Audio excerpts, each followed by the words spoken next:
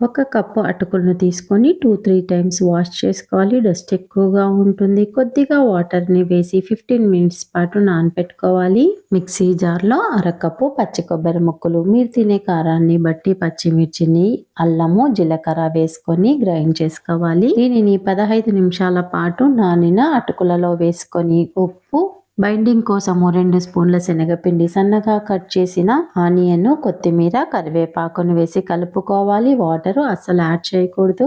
కొద్దిగా పిండిని తీసుకొని రౌండ్ షేప్లోకి చేసి అరచేతిలో పెట్టి ప్రెస్ చేసుకోవాలి. ఇవి కాస్త మందంగానే ఉండాలి.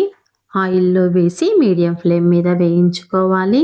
ఆయిల్లో వేయగానే కలపకూడదు. కాసేపటికి వాటంతటికి అవే పైకి వస్తాయి. అప్పుడు టర్న్ చేసుకోవాలి. అటు ఇటు టర్న్ చేస్తూ గోల్డెన్ బ్రౌన్ కలర్ వచ్చేంత వరకు వేయించుకొని తీసేసుకోవాలి. చాలా టేస్టీగా ఉంటాయి. పైన క్రిస్పీగా, లోపల సాఫ్ట్గా ఉంటాయి. ఎన్ని తిన్నా ఇంకా తినాలి అనిపిస్తుంది, అంత రుచిగా ఉంటాయి. పండగ రోజు కానీ ఉపవాసం రోజు కానీ చేసుకున్నట్లయితే ఉల్లిపాయ లేకుండా చేసుకోండి. వీటిని ఇలాగే తినేయొచ్చు లేదా చట్నీతో సర్వ్ చేసుకోండి.